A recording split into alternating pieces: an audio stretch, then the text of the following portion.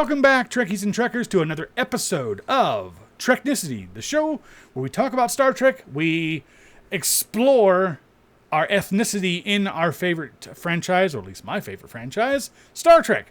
And as you can see, there are 4 of us this time because this is a very special Season 4 finale of Treknicity, where we are going to talk about Star Trek Strange New Worlds, Season 1, Episode 10, A Quality of Mercy, which serves as the first season finale itself. And then we will talk a little bit more about the entire season as a whole, and we'll take it from there. I am your host, Lars. With me is Brandon, Patrick, and a very special guest, Andre, who is decided that it is most appropriate to whore himself out on this podcast, and we welcome it. Ooh. Welcome, everybody. Thank you. We like whores. Yes. Man whores. Thank you so much for joining me. So, before we get into the meat and potatoes of this episode, one thing we've been doing probably since about halfway down the season is thanking and spreading a little bit of karma and sharing the love. So, to that end, instead of just actually doing a scripted bit like I normally do, I'm just going to throw up a list here. And as you can see, this is a thank you for your support to a list of all of the podcasts that follow us here at Treknicity. You have Irreverent_Nerd. You have TC Trekkies Podcast. Starship Tempest, which we all know is my favorite. We have in Star Trek We Trust podcast. The Where's Bev podcast. Trek.trav. The Duras Sisters podcast, Antimatter Pod, The Bridge Crew, Crew spelled CRU. They are a Star Trek-based or themed rock and roll band in the Los Angeles region. We have the Hit or Miss Star Trek podcast, the Red Shirts cast, NX01, NX01, Women at Warp, and last but not least, one of our diehard followers and friends, Holodeck 4. All right, kiddies. Let's get back into it. So, we're talking about Season 1 finale of Star Trek Strange New Worlds. Of course, I think we all agree that this season, this first I can't speak tonight, inaugural season of Strange New Worlds has been nothing less than stellar. And the pun is intended. Nice one. Yeah, we'll kill you for it later. Of course. So, let's talk about this. Okay, let's talk about our thoughts on the episode as an episode of itself. Just don't even pretend, don't even think about it in the context of being a finale. Just take it on its merits. Let's go ahead and we'll start with Andre, since he's our very special guest. Patrick's not a special guest. He's just the guy who hangs around. But anyways, I'm just special. What do you think, Andre? This guy in the back alley we found. I thought, don't tell them. I thought it was a sensational episode because 1, it revisited one of the most iconic TOS episodes. 2, it actually showed why Pike cannot change his fate and who else's fate determines on that. And 3, it was just fun. And those warbirds, oh my God, just seeing those warbirds and the updated plasma effect. I mean, those are the things that I loved about that episode. So alone, it was sensational, especially with what happened to number 1 at the end. I very much definitely agree. I got sort of goosebumps when we were sitting there watching those Romulan birds of prey show up on screen, and then you see the updated graphics. That's one thing that I've been very happy with this entire season of Strange New Worlds, is that I felt like the graphics have always been top notch, but not over the top, and not doing weird for the sake of weird, or we have to polish everything and make it look super elegant and sleek. No, it looks like it's a full-on lived-in ship, and of course we see its true maneuverability, which has been fantastic. And then of course all the updated effects. The other thing I really liked was the starbase, that starbase model when they were going around it. That was just so cool because it just looked so practical. What do you think there, Brandon? Yeah, I thought the episode was amazing. Like, before I even watched it, a friend of mine texted me and he was like, before you watch it, go back and watch the original episode, the original series episode, Balance of Terror. Because I've never watched any of the old episodes before. Like, we've talked about this before. I plan to go back and watch them all. I just haven't gotten around to it yet. But he was like, make sure you watch Balance of Terror before you watch the finale. You will enjoy the finale much, much more. And I'm so glad he said that, because I will watch Balance of Terror, watch that whole episode, and realize like they basically remade that, almost like, yeah, like I said, remade the episode. And it was just so cool how it was like almost from a different perspective. And like Pike, this is the reason why Pike has to turn into, as you say, Mr. Melty Face later on. He can't escape his fate from that. I just thought it was cool that they relived, like, kind of like relived the episode in a way. And just like Andre said, the updated graphics, updated like plasma ball looks so awesome. Like, even the ships, they just look so real, especially like the view from space. They looked amazing. One thing I noticed was it was Hansen, who was the commander of the starbase that gets blown up. So in the original episode, Balance of Terror, Hansen was the commander of the starbase that gets blown up. That Kirk and co watch get blown up by the plasma weapon. Yeah, you see him like on.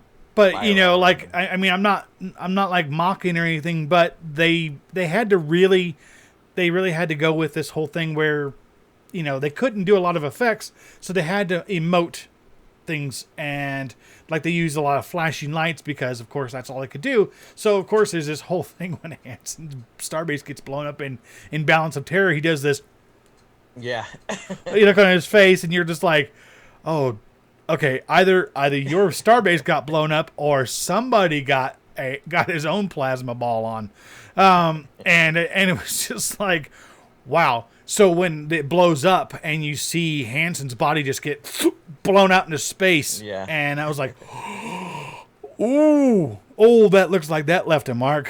What say you there, Mr. Patrick? I'm mostly in agreement. I'm going to say I remember Balance of Terror from many years ago. I went back and watched it after watching the finale, because I can remember back to a time when when the total tally of Star Trek was 3 seasons and the effects were 1960s quality.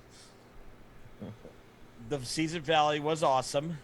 I'm going to kind of break a little bit and say the original Balance of Terror is slightly better, because obviously the season finale is very derivative. I'm also going to say that it tries, and I think mostly succeeds in patching up the fact that Pike knows the future. Why not change it? I agree with the whole thing where we have to talk about, you know, like Pike's future and his knowledge of it was as Ortega said, the pointy-eared elephant in the room. It was one of those things where you knew that for the entire season, it had to come to a head. Something had to be done, because you knew, like in episode 1, you knew dude was like not there. He was just like, he was running from his future. He took off. He hid it. You know, he went and hid, and they had to drag him back into Starfleet, kicking and screaming practically. But the reason for that was obviously because he knew it was going to happen. He knew it in great detail. And I mean, could you imagine like knowing when it's going to happen, what's going to happen, and what's going to happen to you? I mean, holy cow. The thing is that it's going to be a big orgy. Something's going to happen. Yeah. So he has to come to terms with that. And so, you know, at some point they're going to have to deal with it. We're going to have to address it. And I think they did a really good job of it. I think they, I squeed myself when I saw Admiral Pike in the Maroon Marauder. I was like, ah! Like, holy shit, dude! Like, dude is like wearing my personal favorite uniform, even if it was slightly updated for the Strange New Worlds, I guess, motif, if you like. Yeah. So that being said, I mean, I think we're all in agreement. It was a really good episode. If you had to pick a favorite, either Balance of Terror or Quality of Mercy, what would you go with, Brandon? Well, obviously, it would be Quality of Mercy for me. I've tried to watch the old, and they're just too slow. It's just too. It's just, I don't know. It's because it's from a different time. It's from a different era, and I never watched it back then. I never watched it when I was a kid, so I never like fell in love with it. I fell in love with the Next Generation, where things were a little more fast paced, a little more action, and I just felt like the original. Honestly, I kind of fell asleep halfway through Balance of Terror, and then I had to rewatch it the next morning because I was like, "Oh shit, I fell asleep," because it's just so slow. That was one of the I think the biggest Yeah. criticisms that plagued Star Trek the original series was that even the network felt like the series was a little bit too cerebral and didn't have enough action in it.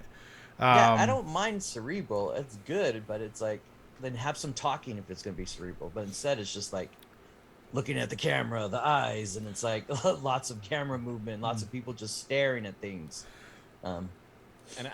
And I'll come back with that and say, yeah, that is actually one of the reasons that early on I was not a big fan of Trek, because I grew up with just the original series. And TNG kind of got my attention a little bit more, and DS9 was better. And meanwhile, I was off because Babylon 5 existed. And then, yeah, and I'm always been more of the Star Wars fan. But going back, watching Balance of Terror, the tension and buildup of the battle, where you've got two people just basically playing 3D chess in space with starships, and only one of them's going to win, and I wonder who's going to win. Definitely not Spock's not dad. Yeah, Mark Leonard appearing as the Romulan commander. Of Yeah. course, you know, it's like people didn't know because I don't think Mark Leonard had appeared as Sarek at that point. No, I think that was he hadn't. it was his movie. first. That was first time Yeah, so that was his first on time the Trek. on Trek, and then of course he goes on later to play Sarek, and then of course in Star Trek: The Motionless Picture he plays the Klingon captain, which is kind of funny with the giant braided cord head. But all right, so Still better than Discovery Klingons. I'll put the same question to you, Andre. Which one, if you had to choose between Balance of Terror or Quality of Mercy, which one would you go with? This is a hard one because I really there were things I liked about both. I think suspense wise, I really like the way Balance of Terror really just kind of played the shock and the horror of finding out that the Romulans were cousins to the Vulcans. I really like Quality of Mercy because it shows that there really was no way out for Kirk, because he had to go after the Romulans to essentially kill them. And it showed if you tried peace, that basically made the whole situation snowball and gave the Praetor the excuse that she had. So I can't pick. I think that this Quality of Mercy was the follow-up that Balance of Terror absolutely needed. And it just shows why Kirk's gambling and risk was absolutely the right thing to do. So I would say at this point I can't have one without the other, but I really, as far as like shock value, probably Balance of Terror got me a little bit more in the beginning, just because I knew where this was going to go. But the shock in the second episode was like, and this Quality of Mercy was like, what happens if Pike messes up? And it snowballed, and I was like, sensational. Yeah, and they weren't afraid. They were absolutely not afraid to show how bad it can get. I mean, it was a little unfortunate in my opinion that they couldn't show a little bit of the cause and effect. I mean, we just have Admiral Pike show up saying, "Y'all screwed up. It sucks. Yeah, the future sucks. So go fix it. Go fix it, past boy." One thing I'll say too is that this also, and I may get some flack for this, but like this also shows why Michael Burnham was right in advocating striking at the Klingons first, not in the mutiny, but same situation. Once the Federation showed its neck to the Klingons, they pounced.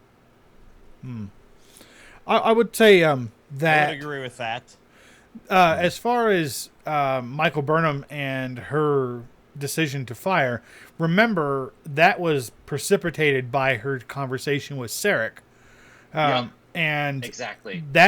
So that actually plays into it well. When you come back to it and look at things, when you go back and look at Equality of Mercy, even after they see the Romulans bridge, and then we have the Styles / Ortega swap thing with the beautiful the lighted eyes that they were so famous for in Star Trek.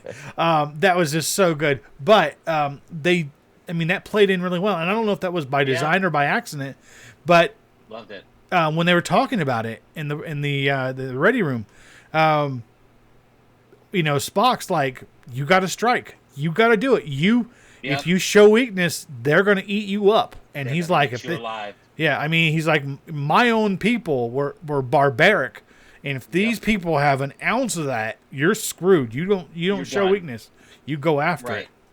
That's exactly it. That is exactly it. Because the Praetor was like, peace? Who cares? Like, you've shown your weakness. And for her politically, I was thinking like, she probably needs this in a war in order to secure her ruling in the Romulan Star Empire. So she's got a million reasons for wanting a war. And I was just sitting there like, man, I would love to know more about her motivations. But she was all over it. Like that fleet came out and she was kind of staring intensely like, please give me a reason to attack you. Yeah, please. I'm waiting for it. I loved it. Loved it. Do it. Yes. Do it now. Get the disruptors and fly on the little ships. That was so cool. The warbird with the giant plasma in the mouth. Oh man. Oh yeah. I still kind of do the whole thing where I get a little eye twitchy about them calling them warbirds and stuff like that. Right. But that's just me. That's it's not really a big thing. That's just me because I consider myself an absolute Star Trek purist. So I like things in certain little packages and certain little boxes. But it's something I'm definitely willing to forgive. Cool.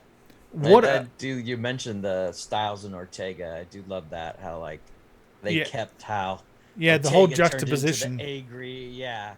Like I even wrote that down. Like Kirk was like to Styles, leave your bigotry off my bridge. Just like it wasn't ham-fisted at all, Shatner. So it makes you wonder, like, did something happen between Ortegas and Spock between the 7 years to really make her antagonized? Because on Twitter, she kind of hinted, like, everybody was like, well, why is Ortega so different? And he was like, well, I've evolved. Things have happened. So it's like, is there animosity between Spock and her? And then obviously Spock is now more logical and more cold than it might have been that something happened along the way. We don't know who dimed out the number one. So I'm wondering if it was Spock. If it was Spock, oh my God. But who was it? Well, think about that. And that actually, there's a precedent set in that and in a movie that doesn't exist where Spock goes and turns in Kirk for breaking the Prime Directive. Mm-hmm. Yep. So, again, there's just so many little parallels that I see between all of these TV shows and movies that they're picking up on. They're like, they're just like, oh, grab that. Totally. I'll grab that and I'll put this over here and grab that over there. And look at all the nice things that go together. And let's be honest, canon's loose enough that they're going to change some things to make it work because, some of it just isn't great. So they can fudge those things a little bit. Stuff needed to be fixed, like the Klingons in the original series needed to be fixed. Oh yeah, and they did that. You know what? Just on a side note, on a whole side, Discovery Klingons now. Yeah, well, and that's one of my concerns is because they did talk about in season 2 that the Klingons will be returning, and I thought to myself, well, wait a minute. Oh man, Strange New Worlds is an offshoot. It is a spin-off of Discovery. Damn it! Damn you all to hell! I hope we don't get lizard Klingons. I want to see some Klingons, even with no foreheads. I like what Enterprise did in explaining why they looked human. I wish to God, Discovery would have kept that. That was I know. perfect storytelling. Like, I don't know Yeah. why they had to change that. There was nothing to be gained. The people didn't go, oh, that's a nice fresh take on the Klingon look. And like, did you guys Yeah, we all grew not up. get it from Star Trek Into Darkness? How people reacted? Abrams I don't got him understand- better though. I don't understand why they Even did- Abrams did didn't they make the not do worst. focus groups. Yeah. Don't they do Right. focus groups anymore? Star Trek Yeah, Into Focus groups. but they kept it out of focus the whole time. That's the only way. Those are Klingons. Look at the blur. See, they've got heads and they kind of aren't. The quick cuts. Like, there's a Klingon. Oh, look up, there's a Klingon over where you don't see him anymore. With prosthetics so thick they could barely speak. I went back and watched Takumba. That man, they were struggling to get that Klingon out with those thick teeth. I was like, Dude, did they pay him hazard pay for that? is he sneezing or is he cursing me out in Klingon? I don't know. I can't figure it out. Dude, give me a sign. Blink twice if you're here against your will.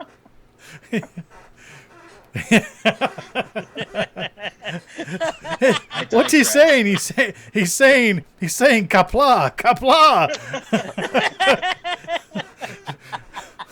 Smart ass Klingon. We can't understand you. The universal translator isn't working. The universal translator doesn't read mumble. That's why hip hop has disappeared in the future, because they can't translate it. Oh man. You know, okay. So another element that we saw in this episode is the appearance of Paul Wesley as Captain James T. Kirk, and I would like to know what you guys thought of his overall performance. Let's start with Patrick. Okay. Having seen both Shatner and Chris Pine, he kind of feels like an in-between there, trying to balance the I'm an asshole, I'm big enough asshole to eat an apple on the bridge during the Kobayashi move to prove I'm more of an asshole, Chris Pine version, and Shatner. I can't, there's no insult that works well enough for Shatner. But yeah, he kind of felt a little hungrier than the original Kirk, because obviously he had more to prove because he was stuck flying around in the Farragut and wasn't going to get on the Enterprise at the rate he was going. Yeah. Speaking of the Not with Farragut, Pike sitting happily in the seat. yeah, speaking of the Farragut, I just want to have a moment of observance for seeing that little ship get stitched. Bodied. Yeah, it gets stitched. Absolutely bodied. Yeah, stitched from asshole to Yeah. breakfast. I mean, it just like Gone. they're To like Kirk. pew pew pew pew pew pew pew, and he's like, "Oh, execute maneuver Tiberius one." Yeah. And it's like, all right, ah, like, So, and Ron that was was also like, the got him, gotcha. first visual effects faux pas too, because on Twitter they showed there's no registry there. So I think with the VFX they probably didn't know what the registry was going to be. So they showed Yeah. the ship, but you can't really see any registry there. But I still loved it. I mean, I love the design. Well, at least they don't. At least they didn't include any like little Easter eggs with like R2D2 or C3PO flying out, Or the Millennium Falcon. or Millennium Falcon. Yeah. Yeah. First contact. What did you think of Paul Wesley's Kirk there, Brandon? It was interesting. It was good. It was. I read an interview with him where he said that he didn't want to imitate Shatner because it's like it's been Like done you're doing right before, now. and like I didn't want no to. one. wants to imitate. Even the people He who was do want to don't trying want his to. own take. I thought he was good. I thought he felt like aggressive, like how Kirk is. Like you said, Kirk's A little aggressive, cocky. Kirk's Would you action say? and cocky? Yeah. Yeah. And I felt that came across, like definitely cocky and aggressive. And One thing that's really kind of, I guess, a thing for me is that I remember him from the Vampire Diaries. Unfortunately, those are memories. Those are like hours of my life I'll never get back. I never saw that. But that being said, I was willing to give him a run, let him see what he's doing, and see how he takes it. Because the thing is that in Balance of Terror, the thing that sets Kirk apart from the Romulan commander is that Kirk, like Pike, has that sensibility that let's not go to war for no reason. Like, you don't have to die here today. We don't have to do this. But Kirk is still a little cocky in there, and a lot of people aren't aware of it or don't remember or don't realize that in Star Trek, James Kirk has the distinction of being the youngest actual starship commander. I'm not sure if there's a qualifier on that, but it was always like he was the youngest Starfleet captain. As in 35 years old. He was given command of Enterprise, and we know, like if you put those two episodes side by side, you see Shatner's Kirk be the more decisive, the more, and that was actually mirrored in Paul Wesley's performance, which I was very praising of and very pleased with, because that's the thing. That's what the difference was between Pike and Kirk. Pike was always trying to find the soft way out of the situation. I mean, he's no wimp, and he's certainly no coward. But you saw it. He's like, hey, what are you talking about? What are you suggesting? He's like, I suggest a 2-hour ceasefire so we can repair our ships and bury the dead. And he's like, look, we can just do this and we don't have to die. Hug. Yeah. I mean, he really felt like, it almost kind of felt like Pike did the touchy-feely version of it, which is fine. I mean, that's who he is. That's what he does. Yeah, given his his nature, his mannerisms, that suited him. I mean, that was very in line with what we know of the commander or captain that Pike becomes. And I guess as a commentary on Anson Mount's performance as Pike, I don't think we could have seen a better performance in this character from either Jeffrey Hunter or Bruce Greenwood. I agree. Bruce Greenwood was good. I really did like him. Jeffrey Hunter, I felt, was just... It was a pilot. Well, he was literally going from nothing. Yeah, but it's not even that. I mean, like, people who act well are told, take this character, read this, get this nugget right here, and then go and find the meat and potatoes of it and make it your own. And I felt like he was like I am tired of being the guy who decides this and decides that, and boo hoo hoo, and who lives and who dies. And then they're like, here, have a drink. Let's be honest, he had a Roddenberry script, which is probably full of sex organs of aliens. Hey, look. This is truth. It's true. Roddenberry liked him some alien junk. Yeah, he did. Roddenberry is a freak. He's a freak. Total freak. That guy was dating Nichelle Nichols and Majel Barrett at the same time. Like, holy crap, dude. Women in scanty everything. There was whole planets everywhere. Captain Kirk was written as him. A space whore. I mean, he's definitely a whore. I love Gene Roddenberry. He's visionary, and he probably gave NASA the idea for warp drive, which they're working on, like Alcubierre drive, but he's a whore. I like that. like you just totally go on this whole thing about best and worst possible ways. Yeah. It's like some bad shit there too, but yeah, like we all have our flaws. He's a hoe. That's cool. Yeah, I have no flaws. I'm perfect. Don't slut shame, man. Don't slut shame. Come on. Oh, not at all. I encourage it. Let him have it. Like, and let him give that. I mean, this is called Strange New Worlds. I kept joking when we were Porn playing. version is New World Strange. Yeah, New World Strange. Like I could totally see the Enterprise like crewed by Kirk, Pike, and like Jay and Silent Bob. See that, homeboy? Exploring strange new universe. Exploring New World Strange. Pushing boundaries across the Federation. Exactly. Gene Roddenberry, Me Too. Oh man. Yeah, he'd definitely take it in the Me Too era. Yeah, he would. Anyway, he was definitely one of those guys that just he knew what he wanted and he went for it, and he boldly went.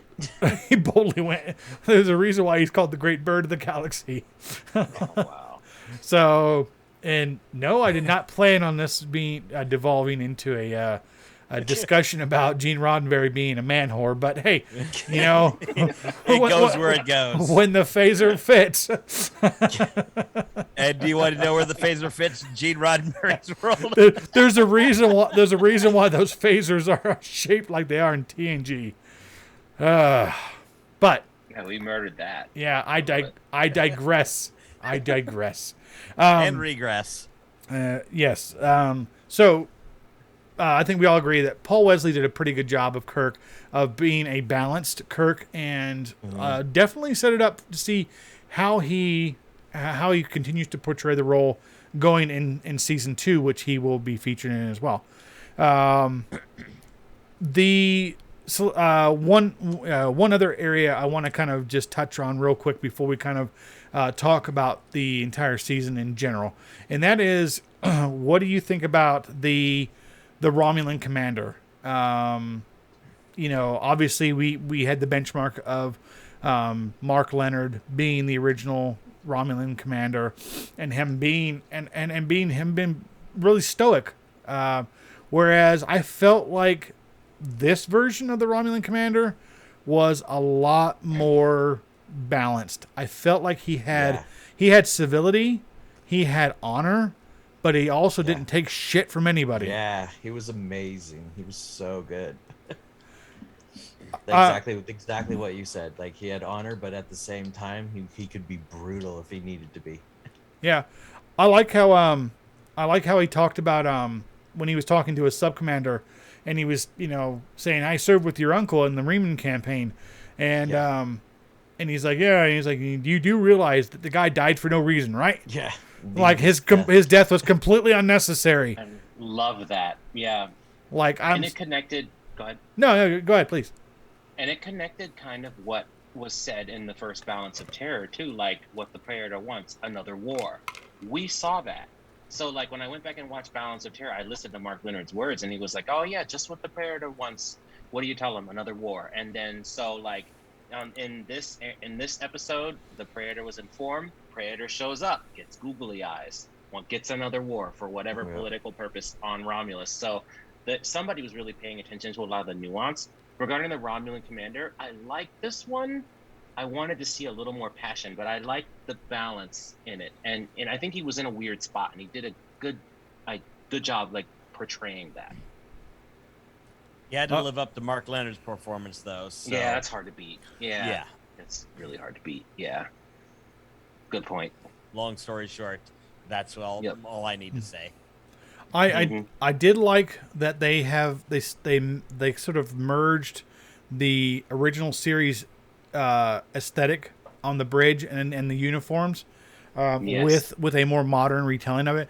And that's one thing I've never been really super critical about, is them updating the technology and the uniforms. As long as they pay homage to where it came from, I'm happy with that. Yeah, those helmets in Balance of Terror, like every time I saw them on the screen, I just wanted to bust up laughing because it's just so ridiculous looking. Because it looked like cheaper than putting on ears. That's why. That's right, and that was it. They didn't have enough ears. They had to use Spock ears on the Romulan commander. So instead, we get a bunch of guys. I was so glad when they didn't put those helmets on them. Yeah, well, the thing is, I mean, they look like a bunch of walking Cadbury cream eggs.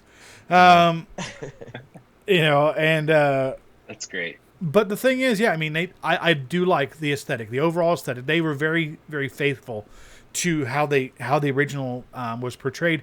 And also, I like the fact that, again, with the Romulans, I mean, they showed them being exceptionally aggressive, but at the same time being cunning and devious. Because, I mean, that was the whole thing. That's the whole reason why the Romulans had the cloaking devices, because that's exactly what they are. They are cunning and they are devious. And it's like his number one going behind his back and telling the Praetor. Yeah. Hey, the commander's being a dick. He's letting the humans get away. We should kill them all. And like, guys, really? That's 100% Romulans right there. Yeah, it is. Even the Klingons aren't that scrupulous. I mean, they show their teeth, and unfortunately in Discovery they show them too much. That's because they can't close their mouths. Probably. Yeah. Oh my goodness. Yeah. Okay. So as we start to wrap up this episode, let's talk about. I want to get your opinions on the first season of Strange New Worlds from start to finish. I don't need an episode by episode play by play thing. However, just as a whole, how did you feel with it, Patrick? Okay.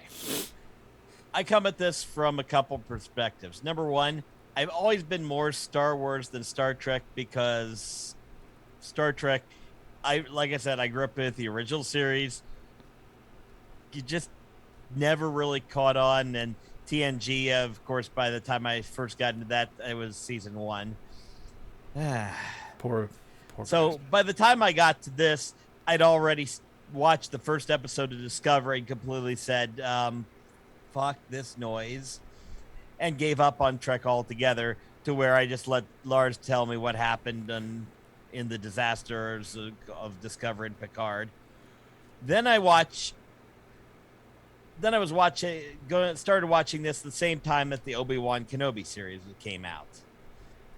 Watched that, enjoyed it, but it felt like, we're just kind of cashing in. Strange New Worlds, on the other hand, felt like, holy crap, this is exactly what 60s Trek would be if it had modern sensibilities, and exactly the thing that I wanted from Star Trek for a long time. Where it was humorous, fun, you could enjoy, you had fun characters interacting with each other, and it was episodic, so you weren't so tied in that if you missed an episode, the plot was completely destroyed. Yeah, fair enough. And it got plenty, and it also had plenty of variation in episodes. It wasn't Monster of the Week every time. Sometimes it was literally, let's take Alien and throw the Gorn in. Sometimes it was, let's go play with a comet. Sometimes it's, let's do a body swap between Spock and T'Pring, so that Spock and T'Pring's body can punch somebody, because that's fun. Oh, yeah. Also, Nurse Chapel is the greatest character ever. I agree. She's great. I agree. I love her. Yeah. All the characters are good, but wow. Poor, you can tell poor Majel Barrett had just nothing to do. Yeah. Well, I think Gene kind of kept a tight leash on that character as well. Literally. I don't know. What do you think, Brandon? What was your impressions of the first season of Strange New Worlds? Before I get to that, I just want to say the greatest Easter egg in the final episode was, of course, Scotty. Oh, I'm an engineer, not a miracle worker, Mr. Spock. That was freaking amazing. What's even funnier is that they're not even admitting that that's Scotty. It's just it's just a Scottish engineer. You just know it's him. It's like exactly. Like, that's come so on. And they're We like, know who it is. Yeah. And that's awesome. awesome. What happen is they'll come to season 2 and they'll be like, "Look, it's Scotty. He was here all along." And like, really, we didn't know that. We're shocked and we're surprised. He was working under Hemmer. Never saw it. Would have loved that. Oh my goodness. Oh, Hemmer and Scotty together. Jeez. Oh my goodness. Yeah, that would have been. Can't wait till. Wait a minute. We're not going to get that, are we? Nope. Nope. Although Bruce Horak is actually slated to return to Star Trek in some capacity. I don't know yet. But Wonder if we can do a Scottish accent. Jeez, no. All right, so what were your overall impressions of the season there, Brandon? Yeah, it was. This is what I've been waiting for. This is the Star Trek I've been wanting for a very long time. It got back to the fun, to the silliness, to the seriousness, to the story, to the each episode is its own story. It's like that's what I love. Like I love shows like The Outer Limits and Twilight Zone. Like I used to love them because it's like one little story you get in, get out. Like it tells a story and then moves on to the next episode. That's what I loved about Star Trek. That's what I love about TNG. It's like, what's the next story? What's the next like thing they're gonna tell? And be able to watch it in one episode and wrap it up. Yeah, I would say that I definitely agree that the episodic format is what works best for Star Trek. These season-long story arcs just drag out too long. I mean, Yeah. can you imagine what it'd be like? I mean, these seasons are only like 10 episodes long. Can you imagine if we had to do the 22 or 24 episode season and they stretched out an entire story over that? Yeah. Man, I think people would revolt. Like, I don't even mind 2 episodos, but yeah. Going back to this format a is 2 or 3 episode arc is fine, but a 10 episode arc, I don't know. What say you there, Mr. Andre?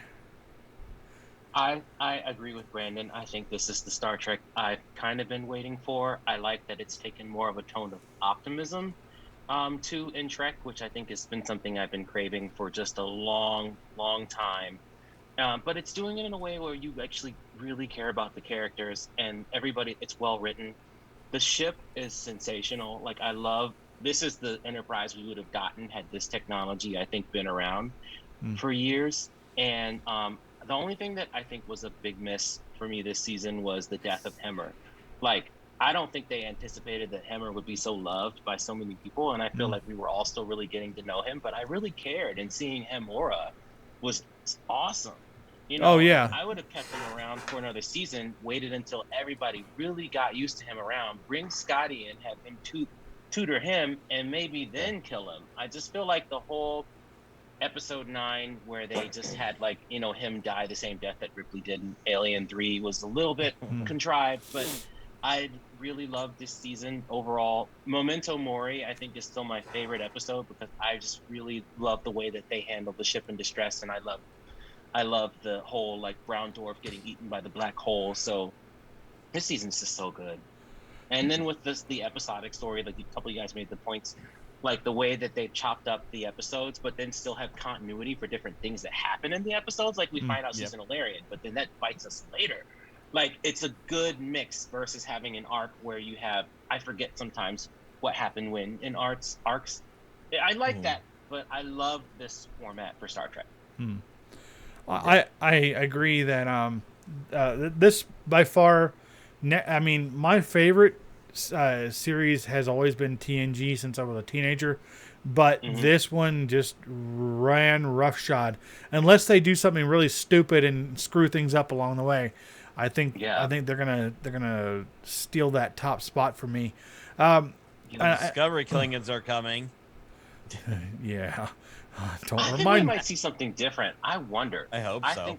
Because I think that was limited to that one show. Because Lower Decks obviously will fix the Klingons there. Yeah, I think it's gonna be funny is we're gonna have another we don't talk about it moment.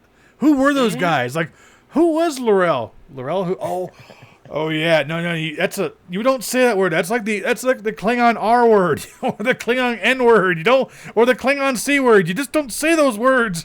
Who? What? It's like no, we don't talk about them. That was a. Will they get Michael Dorn back to say we don't talk about those? Please, that would be so good.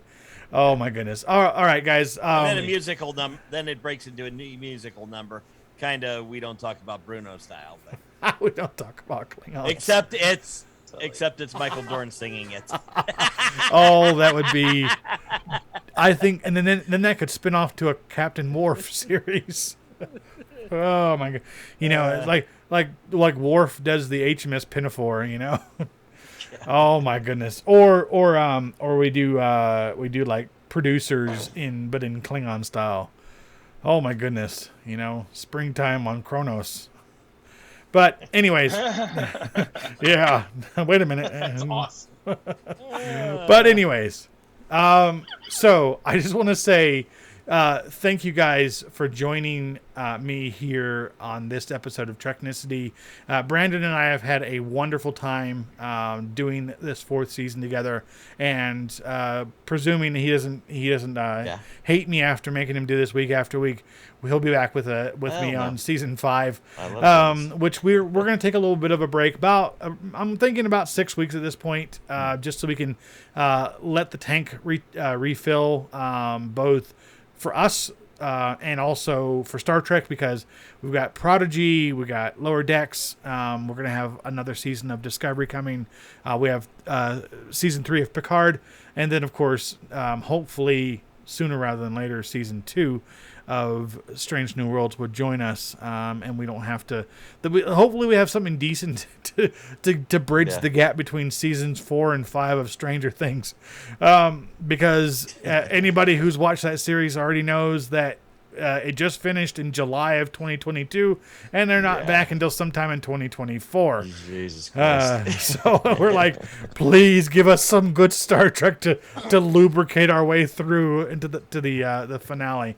But again, thank you. Not giving us any good Star Wars. So. Because we don't know what the hell is going to come out of that stuff. But we do have Ahsoka coming, so hopefully, fingers crossed, it's fair enough. Okay. We should. I'll call that the exception. Yeah, and of course we got Mando season 3 at some point, so we'll see. And so far, I mean, let's be honest, that that series has not disappointed me in one bit. And even to the point where it was so good that it rescued part of Boba Fett. So, I mean, so that being said, they needed to rescue Obi-Wan too. So. I guess, the Mando just shows up with Grogu and it's like, they're like, wait a minute, you're what? We're just cameoing, dude. There, your ratings just went up. See you later. It's like basically when the Mandalorian shows up in your series, it's like on Twitch when somebody big streamer raids your channel. Yeah, he saved that show. Yes, he did. The Mando episode was the best episode of Boba Fett. I hate to say it, but he snatched it. It's just like saying the Orville is the best Star Trek series ever made. So, now, Strange New Worlds exists. I know. All right, guys. Look, we could talk Star Trek all day long. But again, side things. but I want to say thank you again to obviously Brandon for being my co-host this season, Patrick for finally joining my show and it not be a piss take about everything that's wrong with Star Trek, and then of course there was Strange New Worlds, so not like we were talking about Star Trek 5 again. Look, I would rather watch Star Trek 5 than Discovery, okay? So cut me some slack here. And at of least course, we got Cybok. Oh, Yes. forgot about that. That was huge. Didn't forget about that. Yeah. I can't wait to see more Cybok. I am so excited about seeing him. And I'm just gonna go on record saying this. I am completely not surprised that Cybok is married to a non-binary person, because the guy just can't do anything. Like, he can't do anything by the book. He's got to be different, and he's gonna break the mold. Yeah, Yep. and that's the thing is, I think Cybok is going to end up being the big bad of season 2. I'm just going to go on record and say that. It's gonna be sweet. So, all right, guys. Thank you very much here from all of us here at Treknicity. I want to remind you guys, as always, here on our show, to rock out what you spock out. All right, folks, we will see you next time in next season.